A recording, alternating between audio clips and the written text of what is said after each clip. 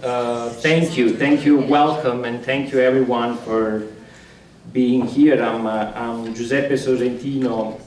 I teach Italian here at Wagner College and also a history course, and my students from my history course, that is Who Owns History, are here tonight. I would like to thank, I have a series of people and associations that I would like to thank before I start. First of all, I think it's important that I thank the ACE, the Academic and Cultural Enrichment here at Wagner, who actually made this possible. Together with the Holocaust Center and Lori Weintraub, that's been marvelous in helping us with everything, with organizing all of the things. And there's a couple of things that Lori Weintraub would like me to read, and I will do that, so that she has a message for us. I will then, of course, recognize the NOIA, the National Organization of Italian American Women. We have Mary Rose Morris here and Maria Tamburri, who's the national chair of the organization, who also are co-sponsoring this event. There's Karen Guarassi here with her book club, that apparently read the text, and so I'm sure they're looking forward to the conversation, to debate on the book. I don't know how many have read the book in this room. So, and then I would like also to recognize Shelley Shore, who's here and is going to say some words at the end, before Karen. First of all, so there's a couple of things that I really want to say, and then I'll read Lori's statement. Italy is going through one of the most, a very interesting historical and political period right now. And there are a couple of events that have happened in 2018. Some of you might know about these events, but for example, in February on 2018, right before the last elections, a young Italian man went into the streets of Macerata and shot African immigrants, Afro-Italian, African immigrants in Italy randomly, and then after doing this, he wrapped himself around the Italian flag, made the fascist salute, and went, and then was arrested. And the terrible thing is that apparently when he went then to jail, the inmates in the jail actually applauded these things. I think in that same period of time, I remember there was a sort of like, it was a little bit of a funny news, not really funny, but interesting, that there was a Lido somewhere near Rome with somebody who had all these fascist propaganda on the shore, basically. What I'm trying to say with this is that we are in 2018, and fascism is still very present, even in Italy, where it's basically illegal, in a sense, as an ideology, as a train of thought.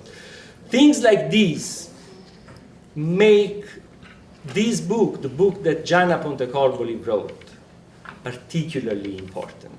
Especially, the book was first published in Italy. I see that Gianna here has the Italian edition, and then beautifully translated. I was reading these in these weeks, and beautifully translated by Marion Lignana Rosenberg and Stephen Baker for the Centro Primo Levi here for the Centro Primo Levi here in New York. Before I forget, because I might forget, there's copies available here, and of course Gianna will be happy to sign them. This book is particularly important for Italians that seem to forget too easily their past, not only their fascist past, but also their past as immigrants.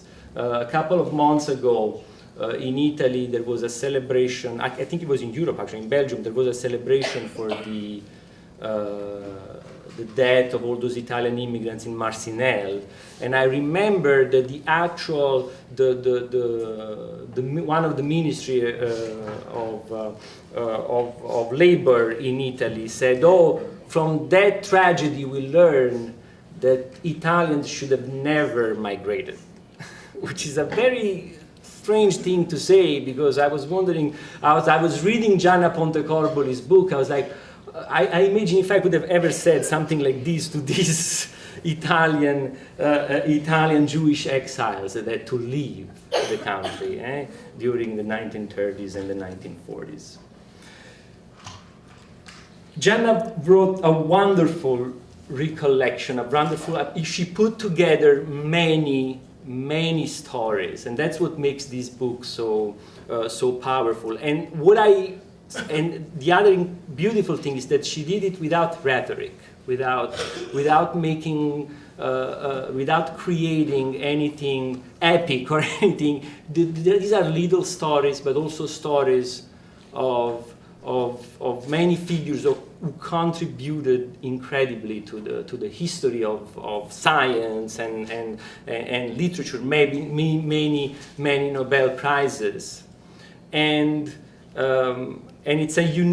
she's the first one who really did this, and so that this is something that we absolutely have to recognize. The way in which we have organized the event tonight is that we are going to have a sort of conversation. More than a conversation, it's going to be me asking a couple of questions to Gianna, who's going to answer them.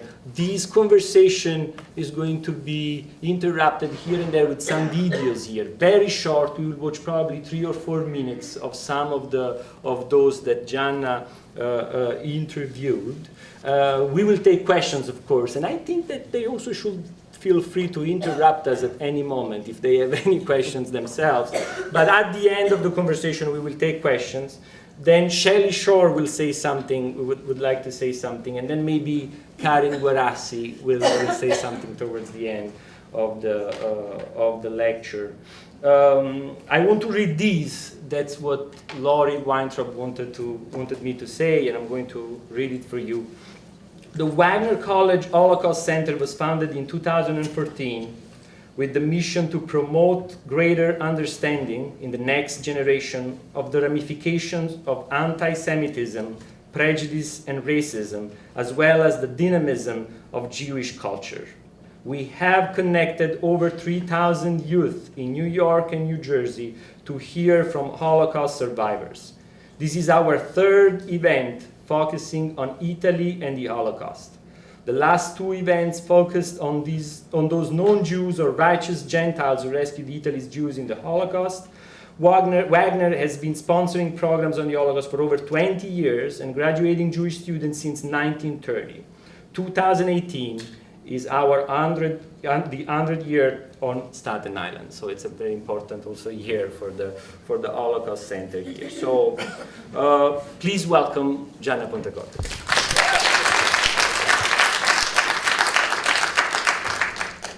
I'll bring this here so that we can... Sure. Mm-hmm. Well, Gianna, maybe we can start with a very easy and simple question. Why did you write this book? So that's a good way to start. Yes. Basically, my interest was personal because in 1938, my mother, brother, and the cousin of my mother decided to come here after the racial laws. And they wanted my family to come together, my father and my mother, and my father had a business, and he didn't want to leave his business. So he provided, anyway, he prepared for the possibility of leaving Italy, but he didn't want to leave. And so I always had an interest in this story. And when I arrived in the late 70s, a lot of people who had emigrated at the same time were still here, and I was amazed by them because they were perfectly integrated both in American society, in Jewish society, in the Italian community, but somehow they were still different. So they reminded me of when my uncle was coming to visit us in Italy and the story he was telling. And so I decided that the story deserved to be told of these people who had come as refugees or emigrants, and they were so well connected. Many of them were very successful, but still they were sort of different. And I perfectly remember once I was in the car with my husband, and I said, this story is incredible. I have to write it. I have to write a book. So I was busy with my work as a journalist. I had a family to raise, so the time passed. And probably it was a good thing, because at the time when I arrived in late 70, probably these people was not ready yet to tell the story. The story was too much recent for them. They had it really under the skin. And then about 15 years ago, I found out that the time had come. The Centro Primo Levi had initiated his work in New York, and they had a lot of documents. And they helped me a lot to see the documents. They gave me some stories which had been written and they were not published. And then I started interviewing as many as I could, and I started writing my book.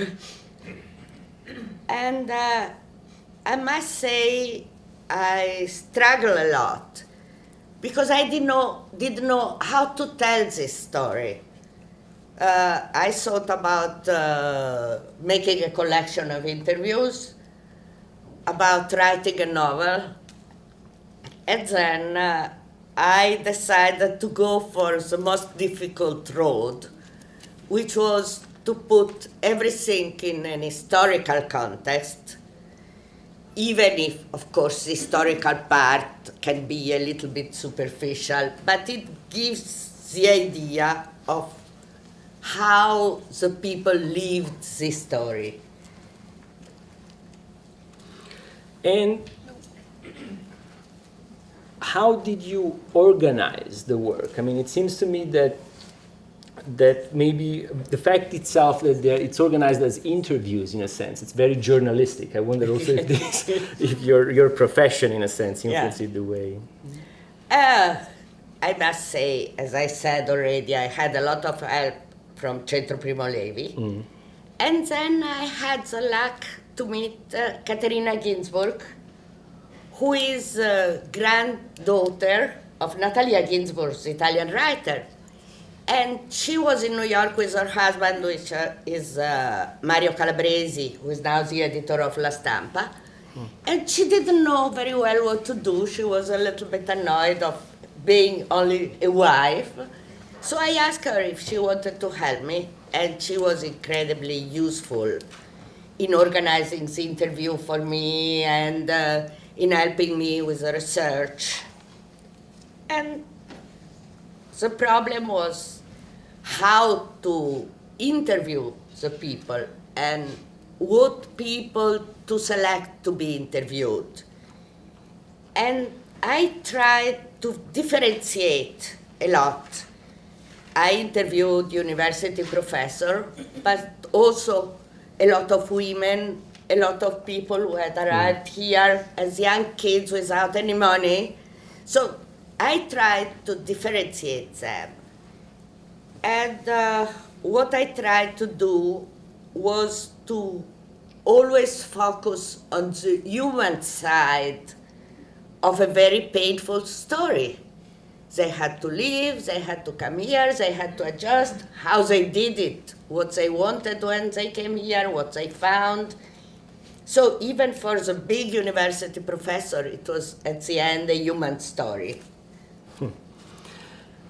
And did you know the stories already, in a sense, or you discovered something about what happened to these characters, to these? Yes, yes. I must say that the first thing, before I will have to explain what Italian Jews were at the time. They were about 40,000 people. They were basically middle class, but not all of them. But the Italian Jewry had a long story because the Italian Jews were in Rome for 2,000 years before the Mussolini racial law. So they were very integrated in the Italian society. And in the Renaissance, they were, in proportion with the population, a much bigger percentage of the population, and they were very well integrated with the signorie. The prince were inviting them. Mm-hmm.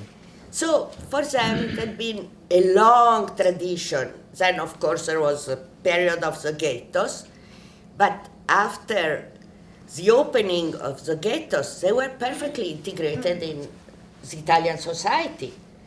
So when Mussolini came out with the racial law, they couldn't understand, they couldn't believe what was happening to them, even if now the historians explain very often that the signs were already there.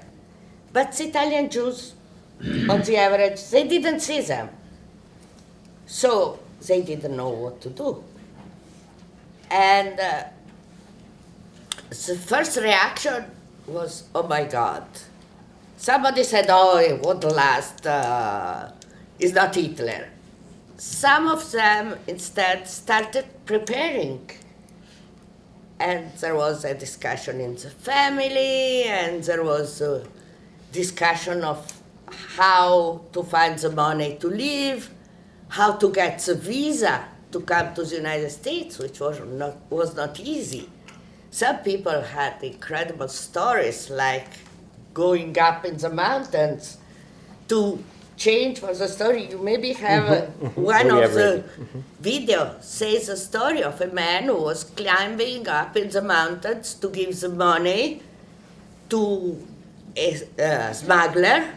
The smuggler will deposit the money in a Swiss bank. The Swiss banks will send it to America, and the relative of this family in America will sign for the affidavit.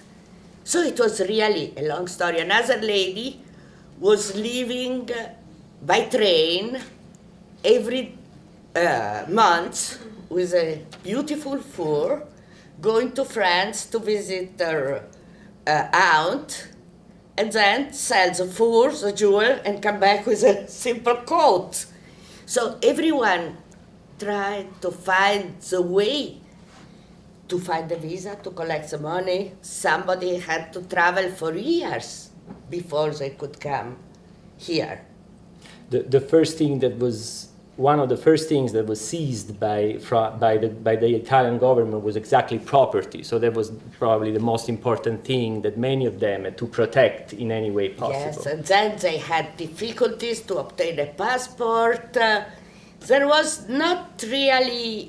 not really forbidden to leave, but there were a lot of practical difficulties, and most of all, they couldn't take money. So, and there was a difference, because some well-off family did it easily, but most of them were intellectuals. The professor with the racial law lost their job. The doctors lost their job. And they were not particularly rich. So they had to manage. We want to watch the Lina Vitale video now? Yeah, maybe I think it will be nice to... This is an incredible lady. Her family is from Piedmont. And they had a tradition of dealing with fabrics. And they arrived here in an incredible way. and they became very rich by buying, after the war, wool in Australia and then sending it back to Italy, where it was worked and beautiful product was produced, and it was sold in the United States. So they became, and she was really a wonderful lady, and she told me the story how they got the visa. Do you want to put that? Yes, absolutely.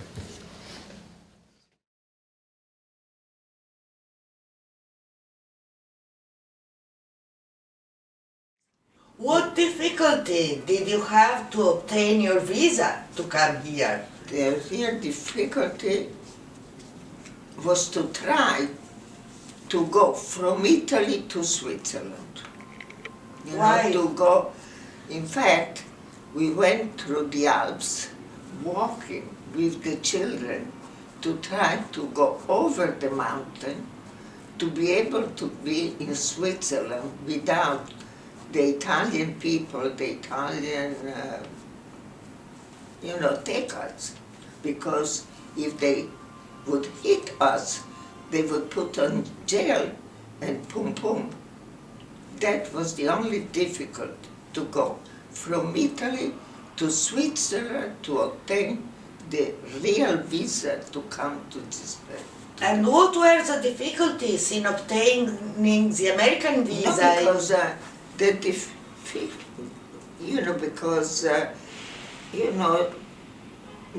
the American people, the American government had to give us the visa. I don't know exactly, but if we were there, wait a moment, we have to, now I remember correctly, we have to show to the American people that we had money here and we could live here with some money.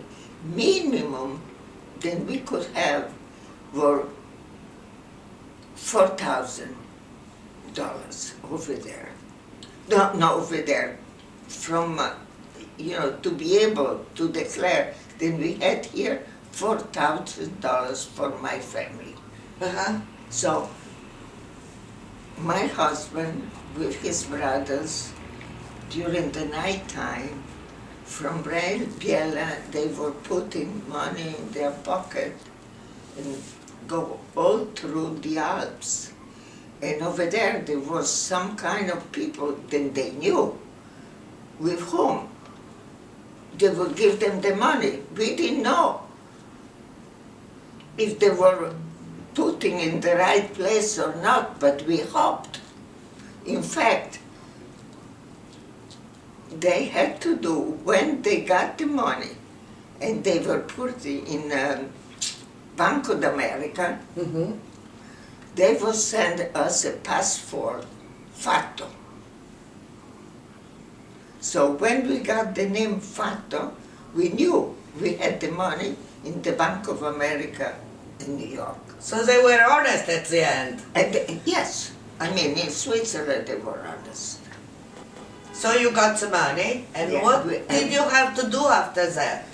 After that, we went back to Italy and we had to make ourselves together to be able to come to United States. I mean, I'm sure many of you in this room have watched the movie The Garden of the Finzi Contini, right? Which is based on a beautiful Italian novel. And that movie perfectly describes the surprise, right? That Gianna was talking about, the idea of how they're not going to do anything. It's not how can it happen, right? How is it possible that something like this? And they really couldn't believe that this was going to happen. We want to say something, maybe, John, about what happened to them after the war, or Sure, yes? sure. I would maybe say something what happened when they arrived. When they arrived. Because they had, first of all, they were all very modestly arranged. They had to find a job. The university professor had to find a job, but it was very difficult for them because all the German scientists had already arrived And also people who escaped from the countries occupied by the Nazis had already come here. So the university didn't have so many jobs available, mostly for those who were unknown. Some well-known people like Emilio Segre or Fano or Fubini could find a job right away, but others had to struggle. And then the society was very difficult for them because the WASP society had still a lot of prejudice against both the Italians and the Jews. So they were both, so they had to. And the Italian American were fascinated by Mussolini, and the fascism was very good in making a lot of propaganda here. So most of the Italian Americans were fascinated by Mussolini, and they were fascist. And even the Jews had some difficulties in understanding these people who had just arrived, who didn't speak Yiddish, who had a completely different tradition, but culturally, and it was completely different. So they didn't really understand each other. So in the beginning, they had real difficulties. Then slowly, the best of the university professor found a job, maybe a temporary one, and then the doctors could give the exam and be licensed to practice again. The lawyer had to do the same. But slowly they managed. The women were very good because there was this lady who were used to good life in Italy, and they started working. And very often they supported the family when the husband could not find a job. They were really, the women, very, very courageous.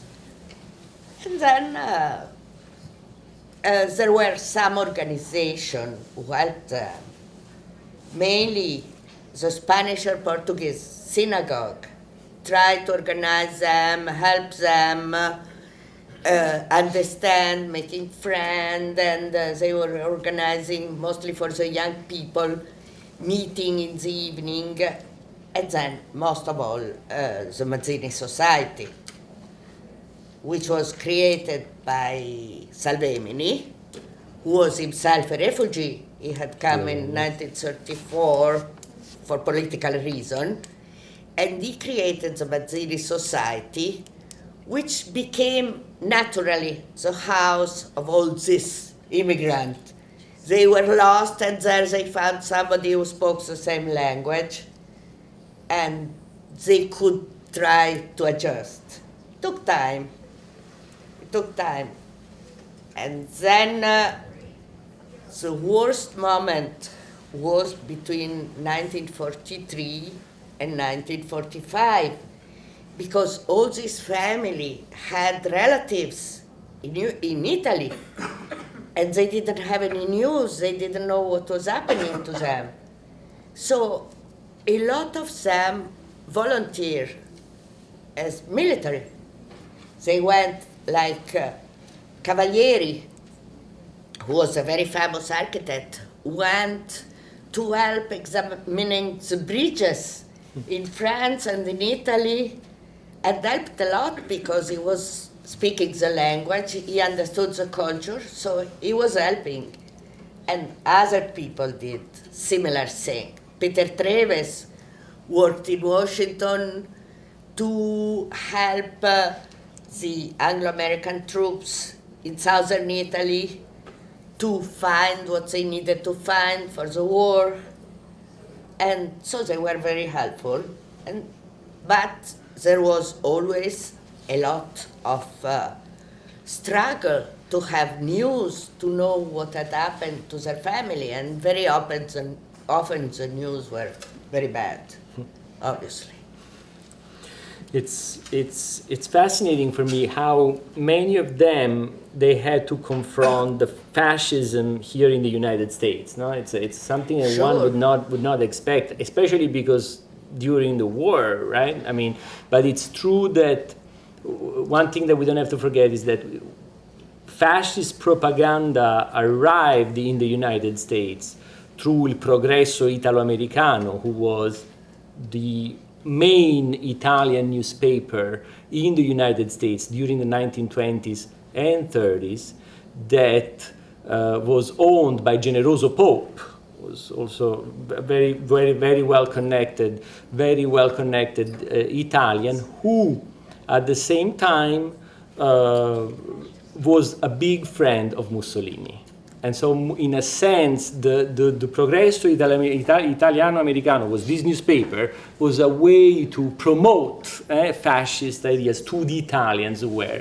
And we don't have to forget that before the war, many Italians, even Americans, saw Mussolini in the 1920s under a positive light because they say he's bringing back Italy to the glory, right, of that Italians deserve, and so on. So it's a very complex history. I was listening to a lecture the other day about how the American papers, even the New York Times, were very favorable to Mussolini. Yeah. There's a They famous consider him an innovator in economy. They like corporativism. And they consider him on a favorable light. And the fascist government was very able in organizing the propaganda here. So that's why it's important to understand that ideas like these develop in a sort of what I would call an intellectual ambiguity, right? That sometimes they're good, we think that there's positive things about them, and so on. Gianna, tell me, you want to say something? And you wanted to know what happened after the war. Yes. This is really interesting because the Italian Jews were different from the other, while the French Jews mainly went back to France. The German almost never went back to Germany. Few Polish or Hungarian went back, but it was very mixed. The Italians, most of them stayed here, mainly those who had kids here because the kids had started university and they didn't want to go back. But they were very active in helping the new Italy. So really they did a very, very important part in allowing the new Italy after the war to come here and to be known as a different country. I don't know. The cousin of my mother, the one who came in 1938, was a lawyer. And in 1948-49, Fiat wanted to come here. And they needed somebody, Fiat, Pirelli, they needed somebody who could understand both the Italian law and the American law, and that will help them to start a business in America. Max Ascoli, who was very rich, organized in Brooklyn a very big event to promote artisans. There was a very famous table designed by Joe Ponti who was very, very successful. So they all did this work to help. George Funaro was another one. He was an accountant. So his job was assisting De Sitka when he was coming here to present Italian movies. And this was very interesting. If you, mainly the professor, went back to teach in Italy, but just for a year, 2 years, and then they came back here. And the young people mainly stayed here. They are now Americans. But still, they go to Italy. Most of them, even the third generation, speak Italian. They love to go to Italy. They have a relationship with their family, which is still in Italy. So it was a very complex relationship they developed with Italy. I don't know if I'm throwing it out there as a question, and then I would be happy maybe to take also some question from the audience. But if I don't know, and I'm saying this, we usually say, oh, if it was me, I would have done this, I would have done that. But how I don't know if you ever encountered, if you ask this question, or how would they feel? I mean, this is a country that's stripped of my identity and said, you're not Italian anymore because you're Jewish. How how could you love that country again? Of course, there was, in the beginning, some resentment. Mm-hmm.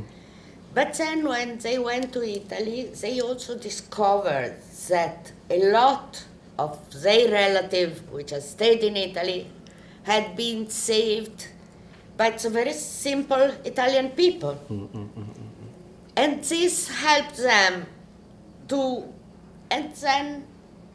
accept. And then there was the fact that there was a new government, that they felt the need to support them and to support an Italy. The possibility of a new Italy. The possibility of a new Italy. But a lot of them really started accepting what had happened after they discovered that their relatives had been helped during the war. That there were good Italians. there were, of course, there were a lot of bad Italians too, who denounced the people, but there were also a lot of good Italian, mostly the simple people. They did it without any, they didn't show it, but they did it. That there was some sort of solidarity. There was some sort of solidarity. And we don't have to forget that, after all, many Italians took arms, in a sense, against the Nazis. Exactly. So they started to look into the positive. Very good. I don't know if we have another video that we want to show about Bob Fano, right? Robert Fano. But I don't know if if we also want to take some questions before we do that, or anyone has any comment, or please. Could you speak a little bit about the Italian Jews who were left in Italy? What happened to them? Yes. Italy. They stayed unarmed, even with the racial law, which imposed a lot of limit to their life. But they were unarmed until 1943. The Jews, which were not Italian, but they took refuge in Italy, they went to some camps where they were not killed, but of course they were in camps. But the Italian Jews, Italian citizens, continued their life. There was a war, so the life. After 1943, Italians split in half. So in the southern Italy, they were liberated. In northern Italy, and this was a disaster, there were the Nazis. And the Italian police, what happened was that the Italian police had all the file of all the Italian Jews who had the register as Jews because of the racial laws. And they gave them to the Nazis. So the Jews were rounded up in Rome, they were rounded up all over. In Genova, in Milan, all over. In Genova, where I'm from, they went to the Jewish community, they took the Nazis, they took the list, they called the people one by one, but there was a lady in the building across the synagogue who knew most of the Jews. And she went to the window and she said, no, no, don't go, don't go, don't go. And she saved a lot of people just by staying at the window and making sign as soon as she saw the Jews going to the synagogue where they will be arrested, she saves them. But of course, you know what those, a lot of them were killed. I think about half of the Italian Jewish community was killed.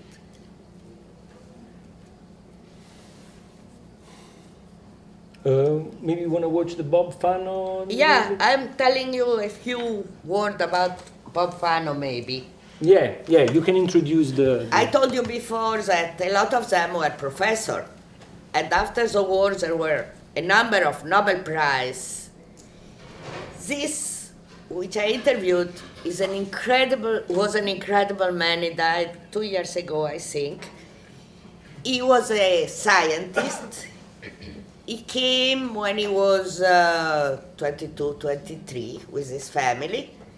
He was accepted at MIT, where he found himself teaching the graduate school even if he didn't have a degree yet, because all the professors were at war. And then after the war, he started working with a computer program. And he's really one of the father of the internet as we know it. His name is Bob Fano.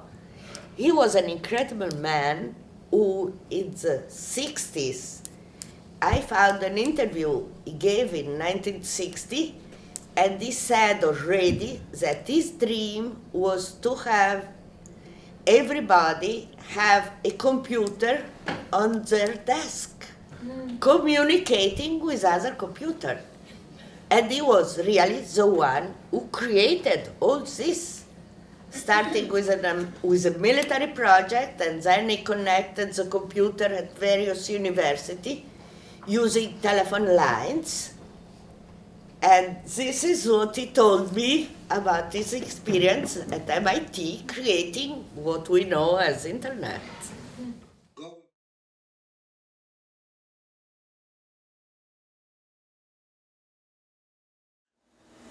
My father was a professor. I was the son of a professor. When I got to the United States, I was nobody. I had to start from scratch. So I had to do very well. And as a matter of fact, I finished the requirement for the bachelor's degree in February 41. The executive officer of the department asked me whether I would be interested in a teaching assistantship, and I said no. And the reason why was that while I always wanted to be an electrical engineer, I also didn't want to be a professor, simply because I had the image of my father sitting behind his desk, and at my age, that wasn't the sort of life that I would enjoy. So the problem that I ran into then was that most of the electrical industry was already on war footing. So any job in the electrical industry required a military clearance, which as an Italian citizen I could not get. So the only job that didn't require it was a job at General Motors in Michigan, and that turned out to be a very bad job. I won't go into the detail.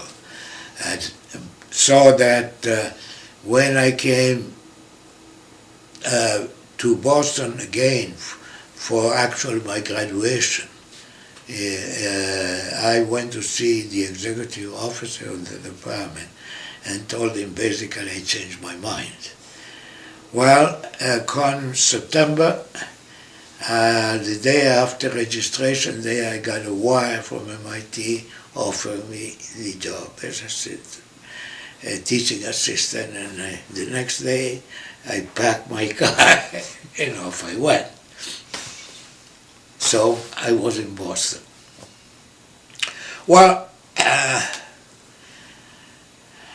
the first year of a teacher's assistant was kind of a traditional one.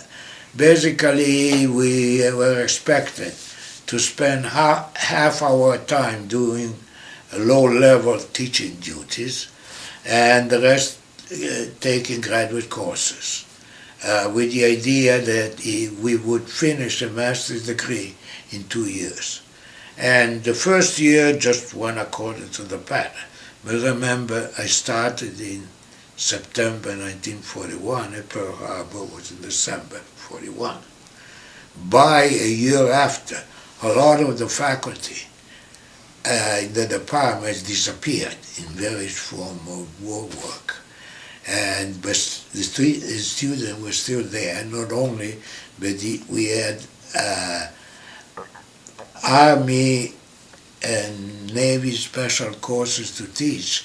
And as a result, I had the magnificent opportunity, the second year of my there, to actually teach courses that I had never taken. You can do that. This by then was 1942-43, and in the June 43, I was promoted to instructor, and I was asked to take over a graduate course that I had never taken, of course. And I did, and it's very interesting. The students were quite aware there was a couple of weeks ahead of them, and they loved it. Unfortunately, we found this section, but it's fine. I mean, we are it's almost 7. I was thinking that maybe I can take another couple of questions if there are, and then Shelley will say something, and then any other questions or comments or curiosities or anything related to these. I have a question for the students, actually. Wonderful, and then. How many of you know what a visa is? Like a credit card? Cool. So I think that most students today think of a visa as a credit card. They don't think of it as a travel document that's that is necessary to go from one place to another. Absolutely. Could you define fascism? You do. Thank you. Here in America, recently, we're throwing around that word, and I don't really know whether Americans really understand what fascism is and how fascism is not something that existed in 1943 Italy, but last night, Steve Bannon was around the corner at Staten Island College presenting a fascist film. So we don't really have to talk about what went on during World War II Europe.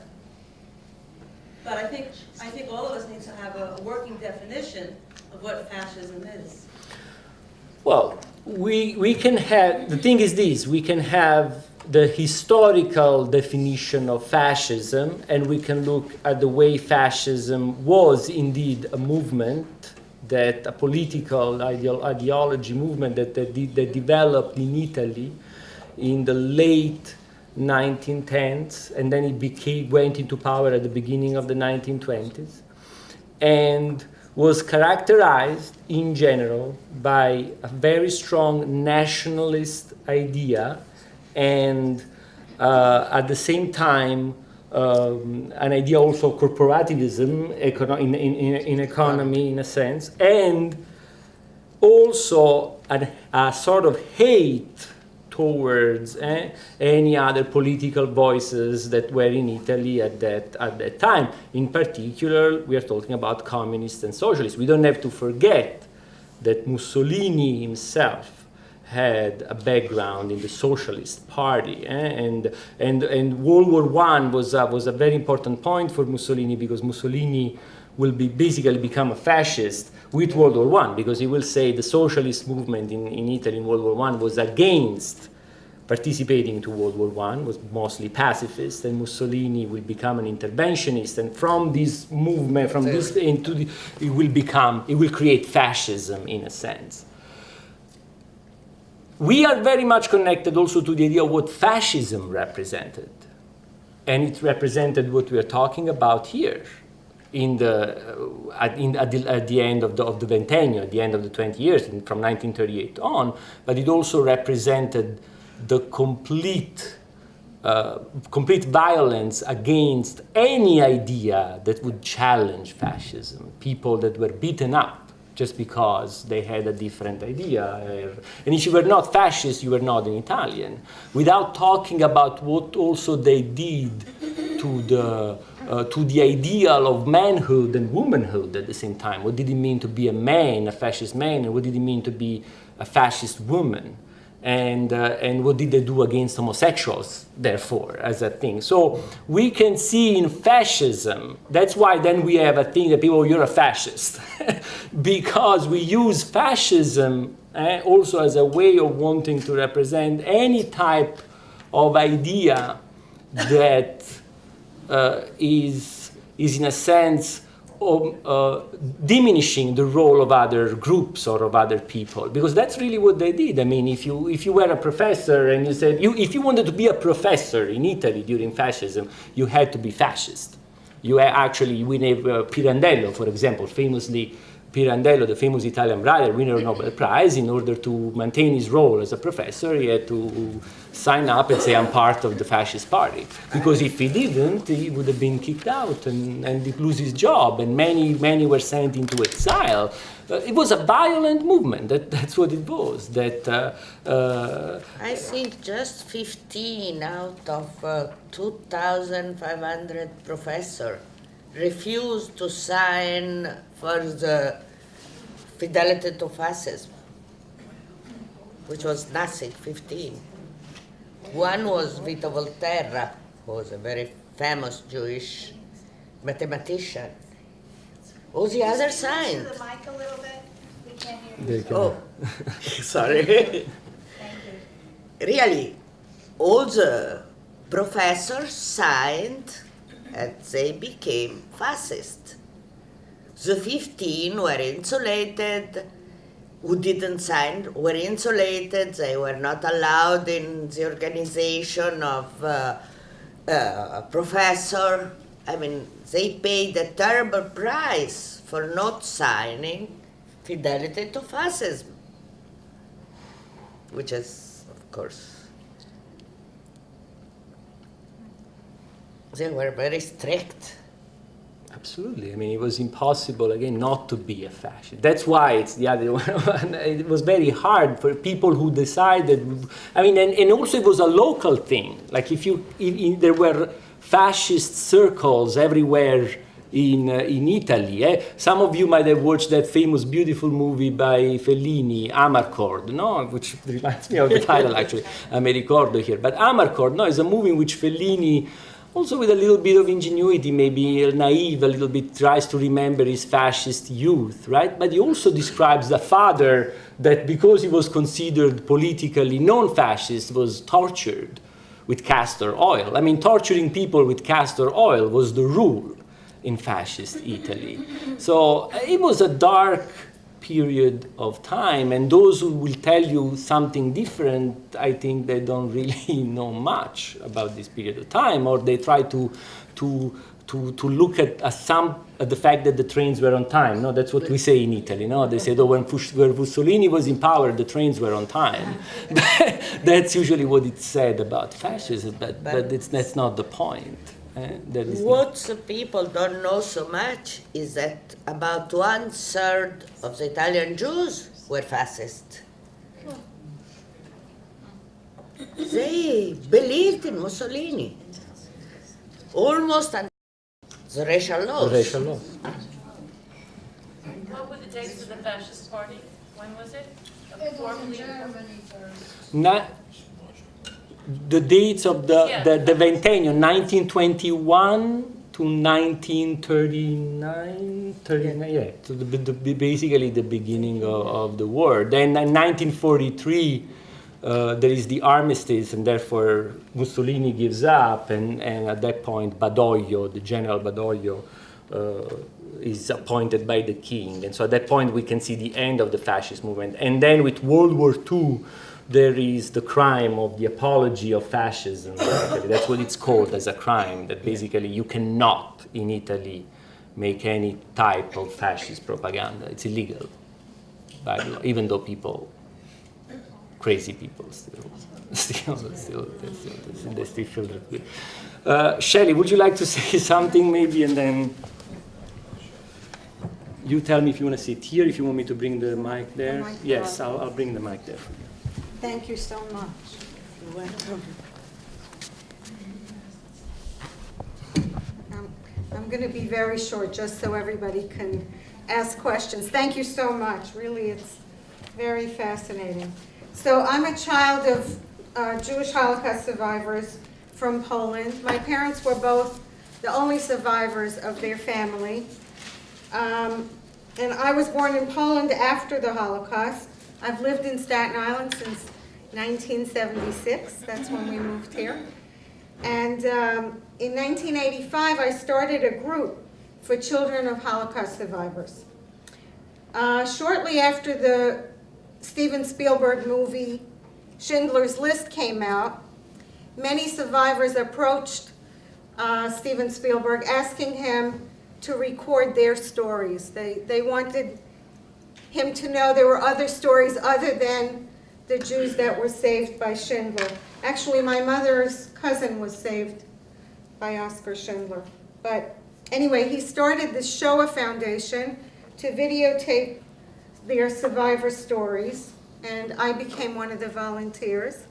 I videotaped some survivors here in the New York, New Jersey sort of metropolitan area. I only interviewed a few survivors on Staten Island, and that's actually my connection to all of this.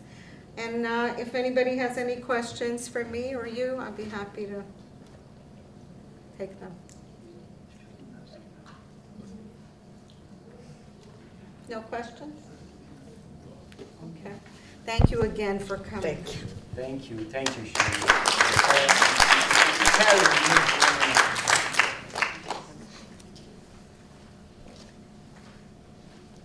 Thank you so much. Thank you to you. Yes, great to meet you. So good evening. This was a very hard book to read, and I could only read half of it because I wonder, why could we be so cruel to other people? And my husband and I were traveling through Rome, and we came by a Jewish ghetto, and it made me aware that there were Italian Jews. I began asking other people, how did the Italians handle Jews in Italy? And fortunately, for the most part, I heard Italians helped out. But there are stories where Italians sent the Jews to concentration camps. 2 years ago, Richard and I and the family went to Sicily. And before we did our DNA tests. And I found out, unbeknownst to me, that I'm 10% Jewish, which made me even more interested in this story. And as I read this story, the issue of fascism became so interesting to me that I talked to my husband about it, and I have been reading about fascism. I cannot stop. I am getting so sad because elements of it are apparent in our society today. You see it right here, the hatred, the intolerance of dissent. the issue of gayness, the putting down of other people. Every day, I cannot listen to the news any longer. How do we tolerate, as a society, putting down other people, calling them names? How do we accept that?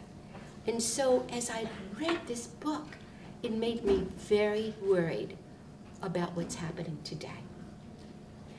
And I usually love to end very optimistically. I'm happy that the high society has made this talk available for us, but let it be an admonition to us to not allow this to go on. Absolutely. Thank you.